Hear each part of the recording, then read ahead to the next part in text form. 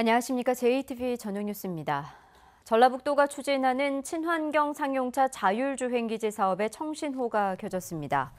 전라북도에 따르면 산업통상자원부가 친환경 상용차 자율주행기지 조성 사업을 예비 타당성 조사 우선순위 대상으로 정해서 과학기술정보통신부의 예비 타당성 조사를 통과할 가능성도 그만큼 높아졌습니다.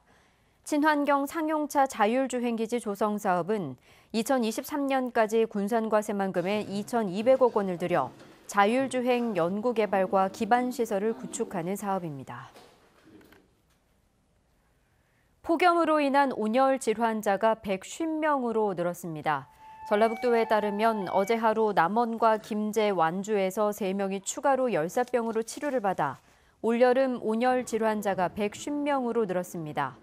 폭염으로 폐사한 가축수는 닭 104만 마리, 오리 11만 6천 마리, 돼지 2,800마리 등 116만 2천 마리로 집계됐습니다.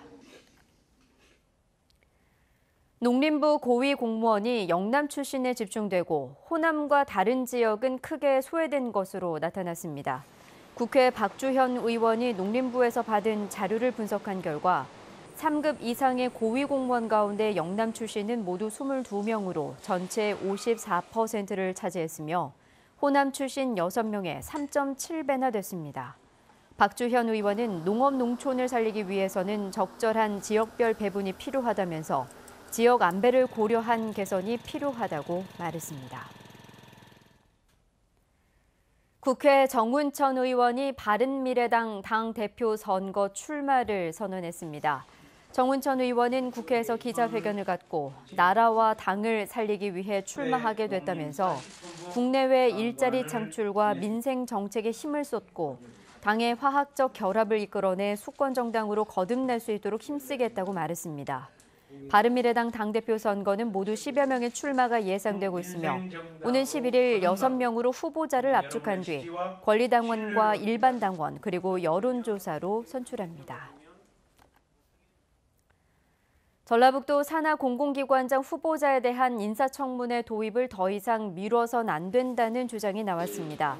참여자치 전북시민연대는 지난 민선 6기 전라북도의 반대로 전북도의회 인사청문회 도입이 무산됐지만 전국 17개 시도 중 11곳은 이미 이 제도를 실시하고 있다고 지적했습니다.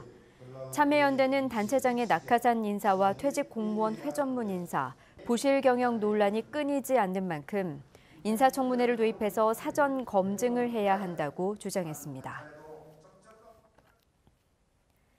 신규 항로 개설 이후 군산항의 컨테이너 물동량이 크게 늘고 있습니다. 전라북도에 따르면 올해 상반기 군산항 컨테이너 물동량은 20피트 기준으로 모두 37,600여 개로 지난해 상반기보다 20% 늘었습니다.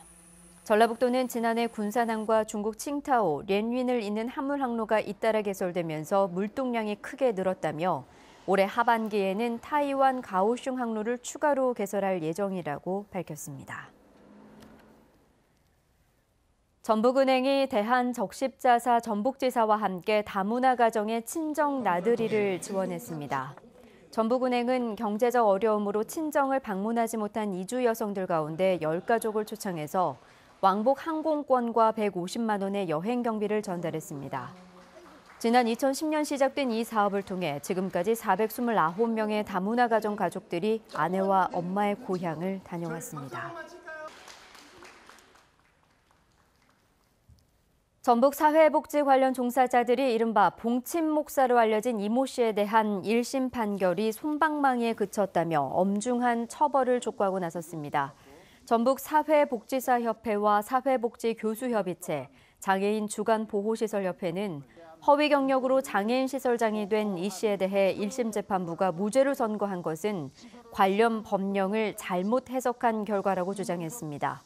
이들은 또 입양아를 위용해 후원금을 모금한 행위에 대해서도 솜방망이 처벌에 그쳤다며 엄중한 처벌을 요구했습니다. 전주 완산경찰서는 밀린 임금을 주지 않는다며 직장 상사에게 흉기를 휘두른 혐의로 49살 A씨에 대해 구속영장을 신청할 예정입니다. A씨는 어제 오후 5시 반쯤 전주시 평화동의 한 아파트에서 직장 상사인 46살 B씨와 술을 마시다가 임금 문제로 인한 말다툼 끝에 흉기로 찔러 상처를 입힌 혐의입니다.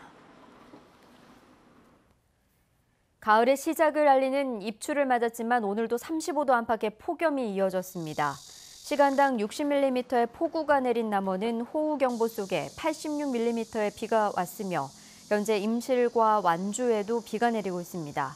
비는 밤까지 동부 내륙을 중심으로 5에서 40mm 더 내린 뒤 그치겠습니다. 내일도 낮 기온은 35도 안팎의 무더위가 이어지겠습니다. 오후 한때 동부 내륙 지역엔 5에서 50mm의 소나기가 내리겠습니다. JTBC 8시 뉴스 예고입니다. 전라북도가 GM 후속 대책으로 추진해온 친환경 상용차 자율주행기지 조성 사업에 청신호가 켜졌습니다. 100일 앞으로 다가온 2019학년도 대학 수학능력시험의 마무리 전략을 짚어봤습니다. 전북의 사회복지학과 교수들과 시설 종사자들이 봉침 목사의 허위 경력과 사기 혐의의 무죄를 선고한 1심 판결을 규탄하고 나섰습니다.